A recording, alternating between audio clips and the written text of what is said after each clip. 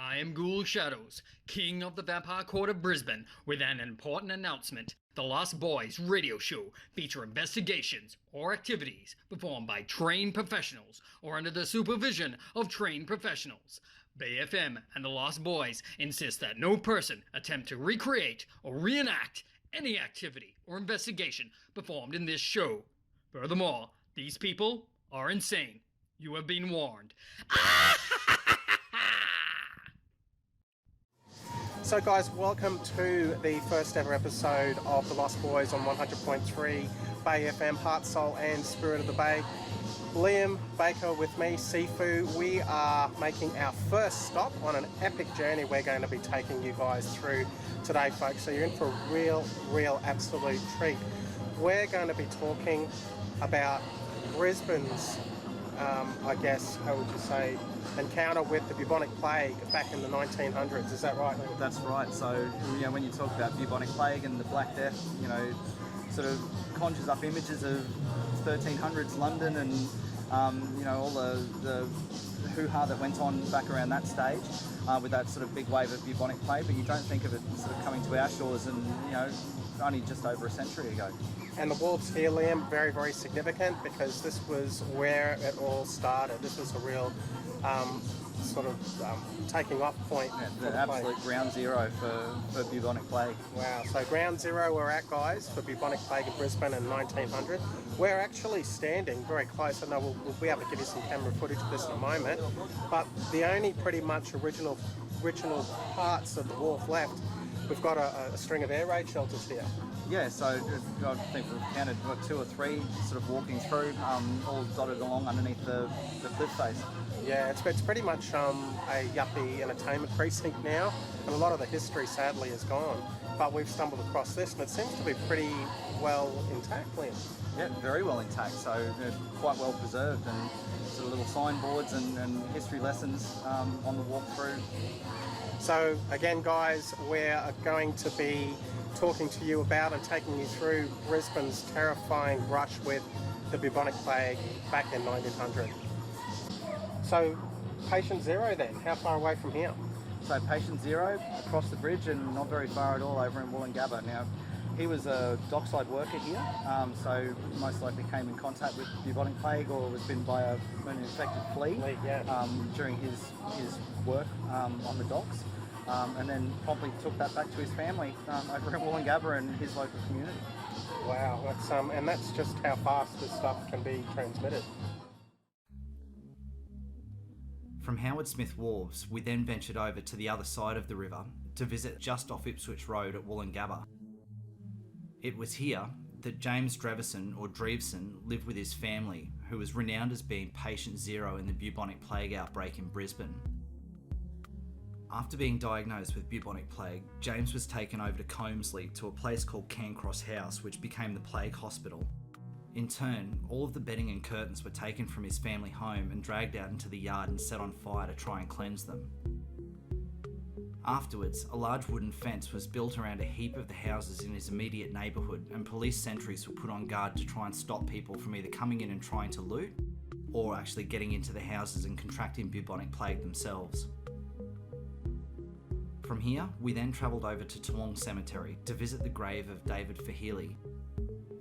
Having passed away some months after patient zero, and his mother not wanting him being dragged out to Gibson Island to be buried with the other plague victims, she refused to let his body go to the authorities.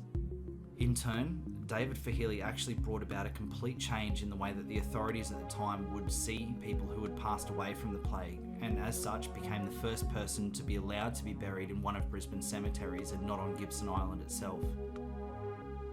However, our biggest adventure lay ahead in exploring some subterranean tunnels that ran well and truly underneath Brisbane, and would have been tunnels that some of the plague rats used to move their ways from the dock areas alongside the river all the way up into the suburbs of Brisbane.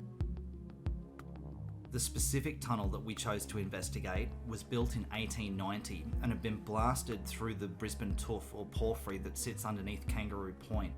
So being 1890 was definitely in place and easily accessible to any rats come the Bubonic Plague outbreak in 1900. Little did we know how treacherous the footing would be moving through the tunnel, nor were we prepared for the unusual footprints that we came across when coming back out of the tunnel itself. The following video collage documents some of our exploration in the tunnels underneath Brisbane and shows the footprints that we experienced on the way back out.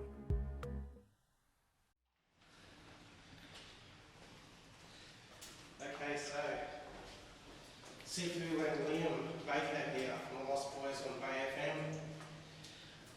You're taking all the great places, Liam. This footing is just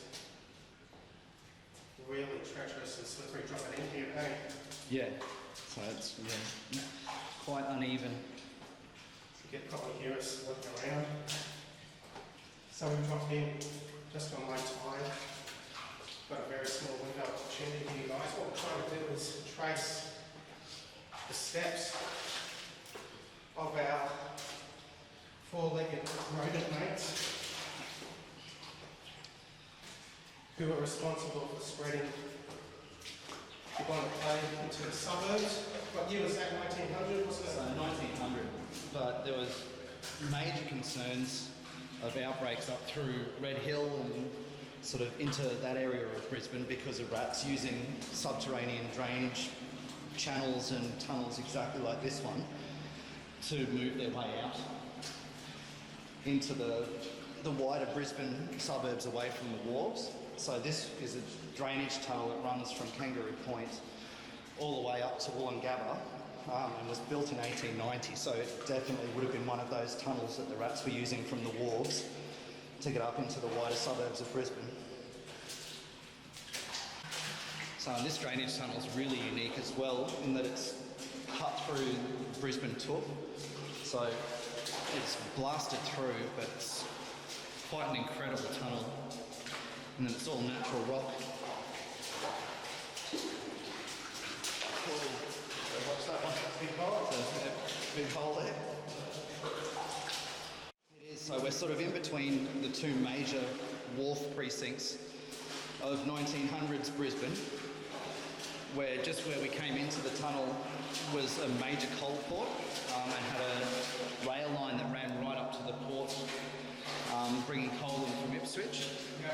And then a little bit further up, there goes the back.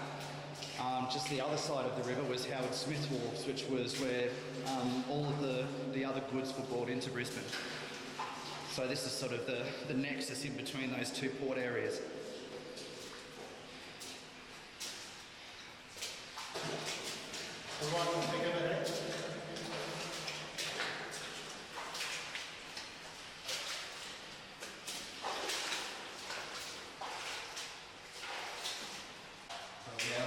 Rounding the corner, so all the natural light's starting to go.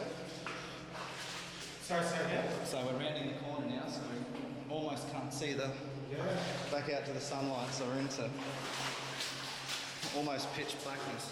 Wow. It's amazing.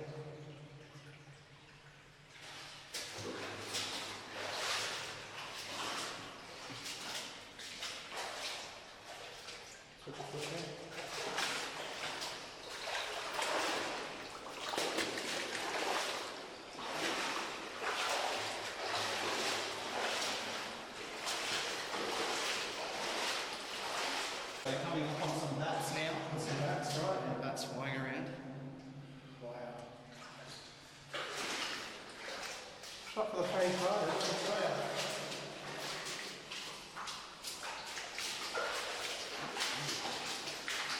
All over the place there.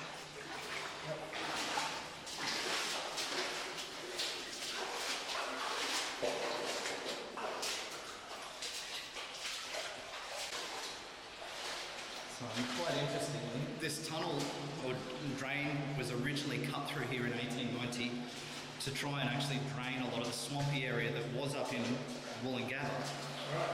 So it did have a very functional purpose early on, but again provided a perfect thoroughfare for the rats to move their way from the top up into everybody's houses.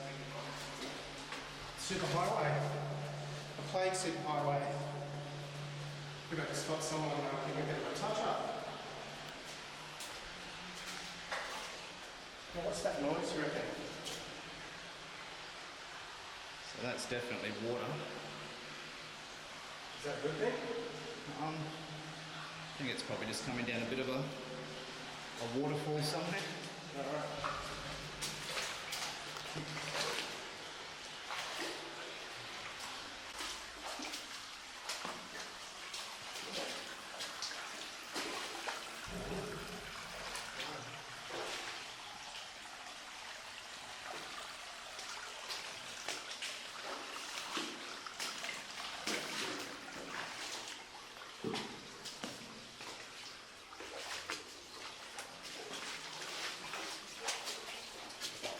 Another big freshwater eel.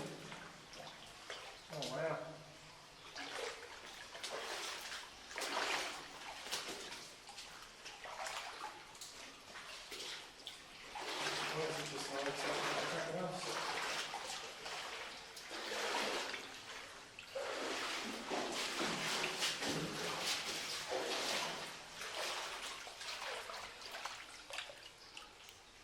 Ornate steel.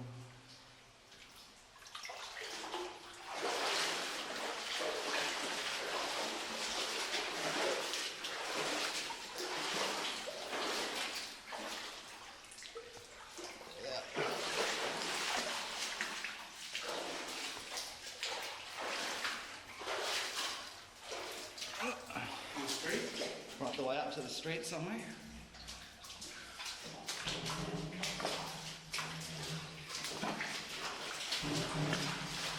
I feel like I'm in the Goonies movie. I know, it's an incredible space.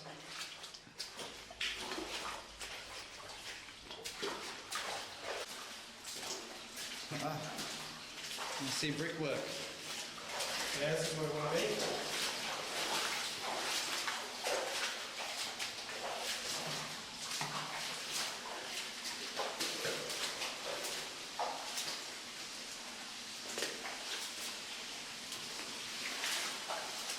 Quite the rush of water.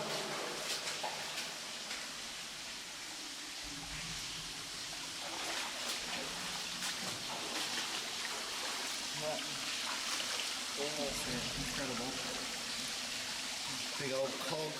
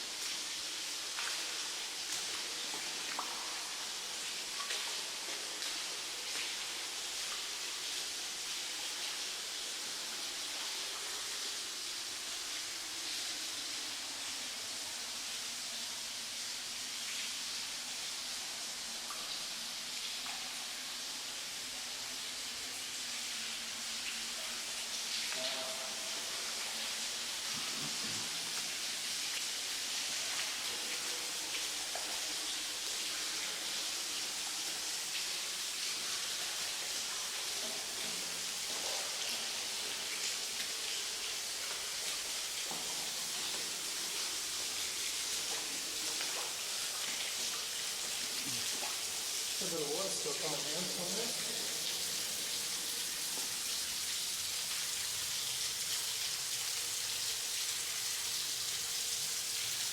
To a manhole all the way up the top.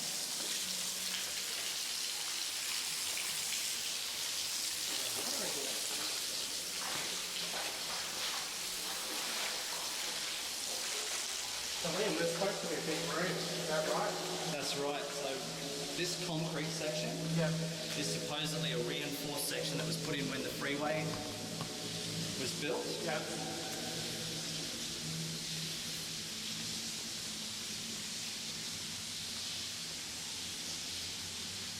Are we going for time?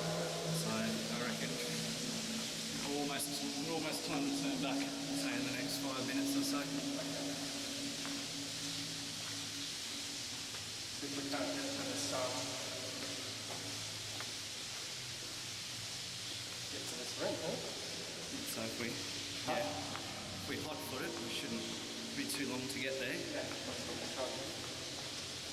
This This is easier to make it away now. A bit easier with surer footing.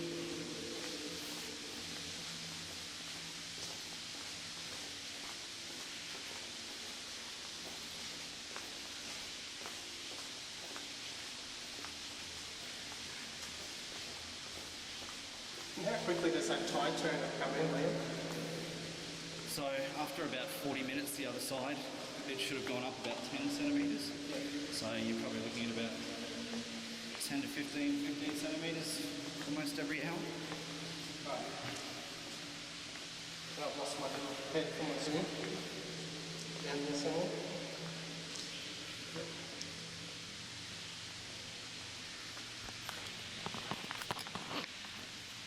Okay, so here we are. So I think we're about to transition back to brick again. Yep. I think that room's not too far ahead. Retracing the footsteps. The pitter patter of little footsteps anyway, man. That's The it. bubonic plague rats as they made their way from the Brisbane River into the suburbs. And more bats ahead, as you can see.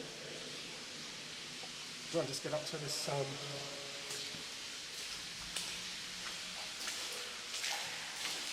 this bench and see what we can see? Yep.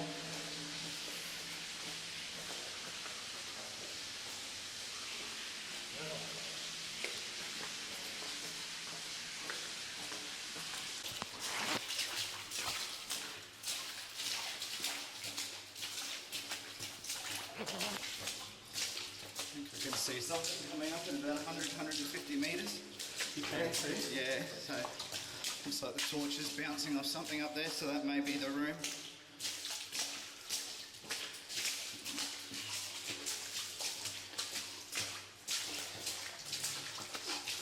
Whoa!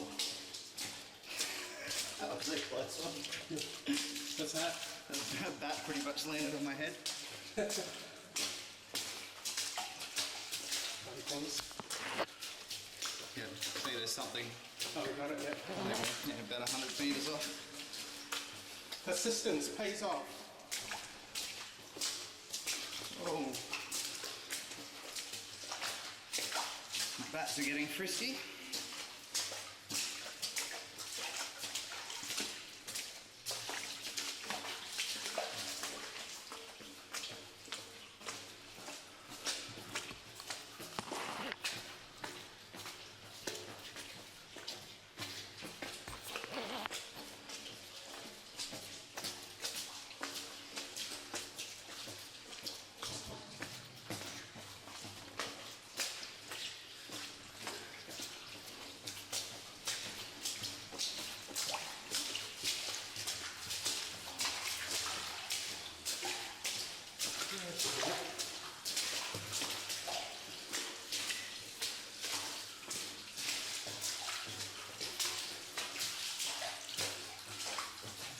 Okay, Oh, so that's the bats. I'm assuming this is the The way out. famous exit and hell intersection.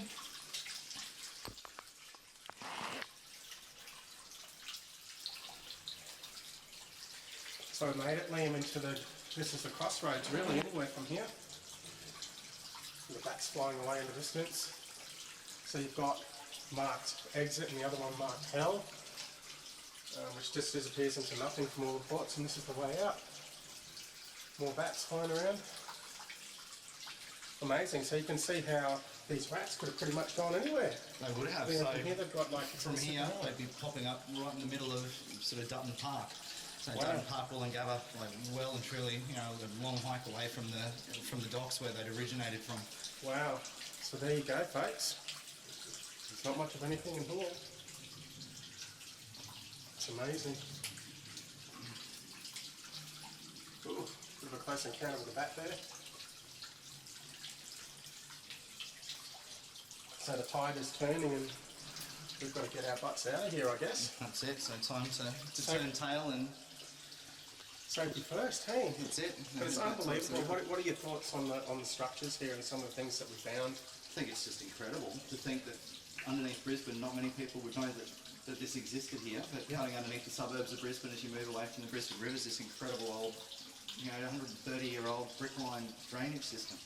And it's amazing how just the critters we've come across. We've got all these bats and rats, obviously, but freshwater eels as well that weren't really happy to see. So they're fairly big as well, ain't they? Yeah, some of them were sizable. So I'm just, I wonder if they're good eating. Oh, they would be. There'd be a market in it. And you found... I really do feel, Liam, like I'm in an episode or in the Goonies movie right now. I'm expecting a pirate ship to turn up. Yeah, it's incredible, isn't it? Yeah, it's just amazing.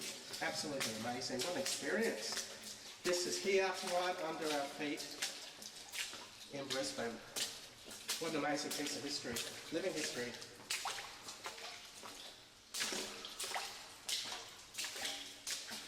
So you'd have to imagine this would have been an incredible, engineering feat. Wow, yeah. In its day.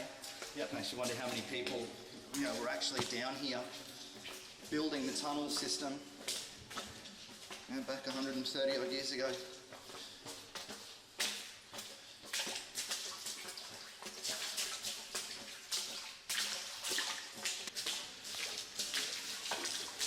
I was thinking that junction would be a little bigger, but you can see how, anyway, there's so many stop jumping off points here for the rats all along here. So you think all of the littler pipes that spider off. So some of them are, more modern day, but a lot of them are sort of the, clay pipeline ones, quite old.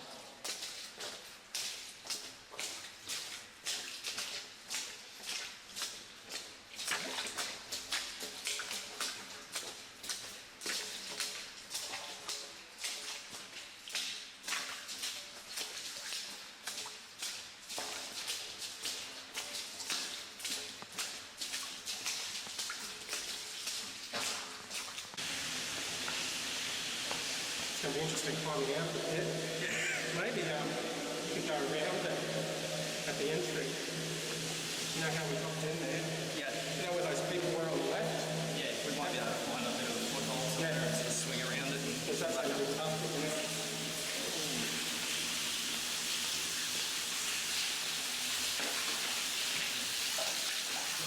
Still gushing through there, isn't it? Get it. Yeah.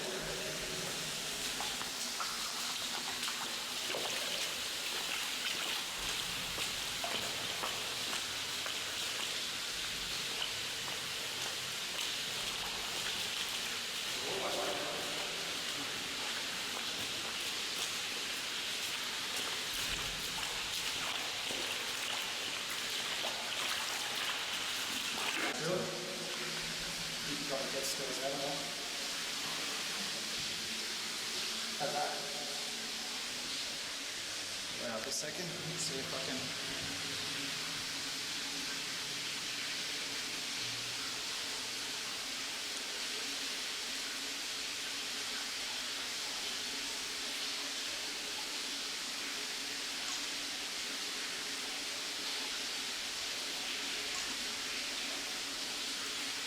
Good? Yep. I'll go into the... Look at rubbish.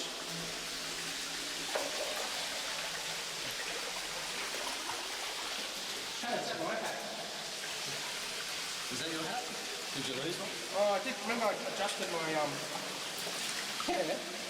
Because I was thinking, I didn't see that. I adjusted my freaking hat all the way in here. And if you see a phone thing,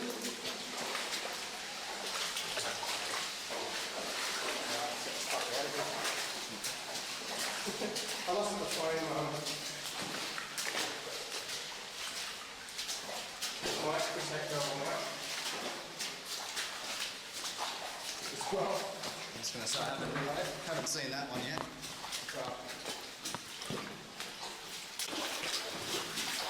Just worried about not seeing an old mate eel and standing on top of him. They'll give you a nasty bite if they want to. You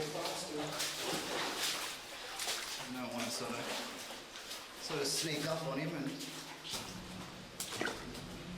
And, is that one of those bricks? No, So no one's what that one is, but it's well and truly waterworn, that one.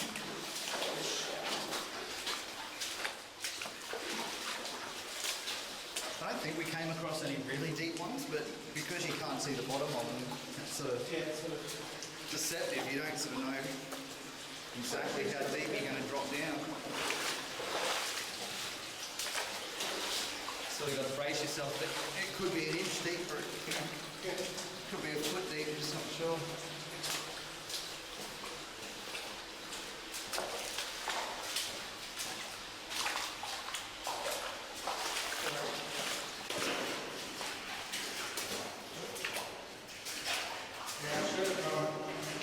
Most definitely more shoes.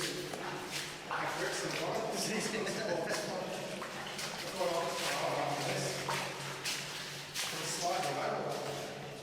It's the same with mine, when they start to fall apart, but no, you'll be perfect. There's a barefoot print. See that? Have a look at here. That's odd. Isn't it? It's a fairly sizable It's a big... footprint too, right? Yeah. That's a barefoot. Yeah. And there was another one back there, but it's smudged over it. See the toes? Yeah. Wow. Actually, can we sort of...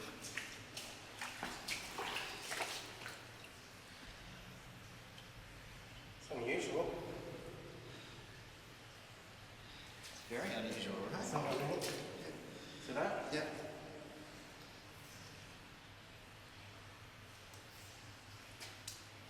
And then, That's a big one. yeah, so that's left and right.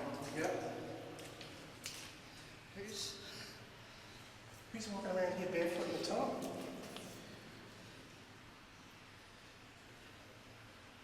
how bizarre? That's unreal.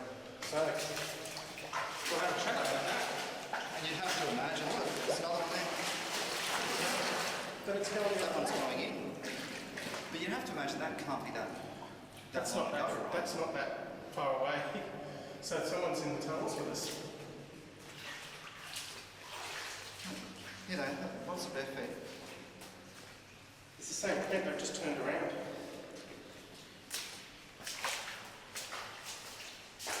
Wow. I don't know. Somebody saw us come in and they followed us in. Yeah, look. More. All through here. I'm sure we would have noticed them on the way in. Well, I don't know. It doesn't seem right to me.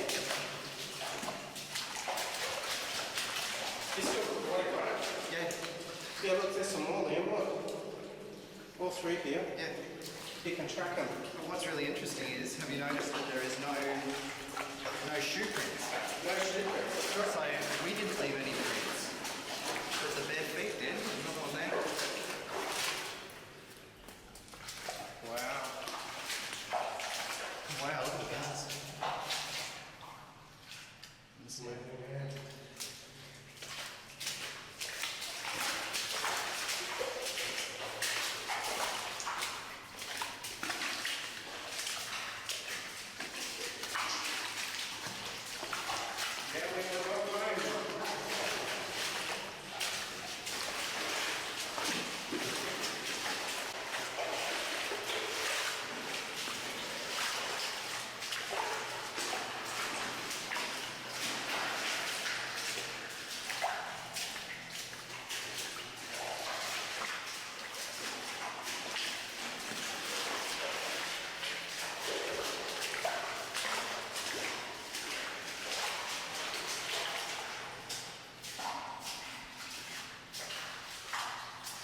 Amazing. That's an incredible shot of all Yeah.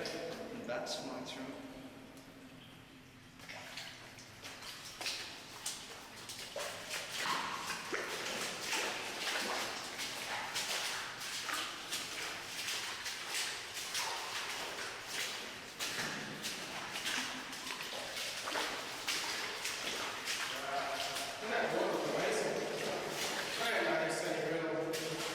Difference in water. So look, it's like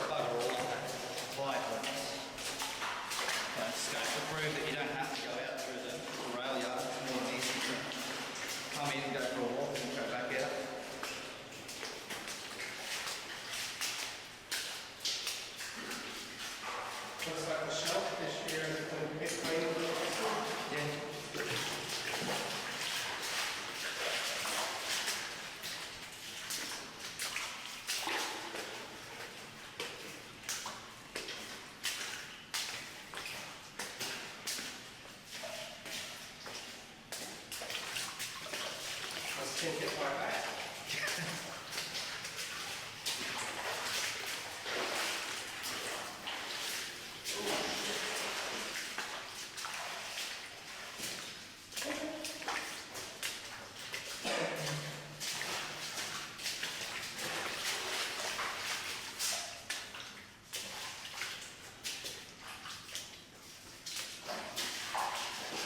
Let's have a little chat here, Liam.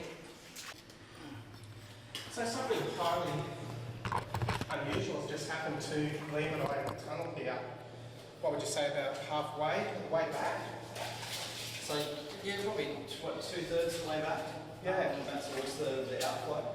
Yeah, so what's happening, guys, is I've looked down and essentially we've spotted some fairly big bare footprints, which seem to have followed us into the tunnel.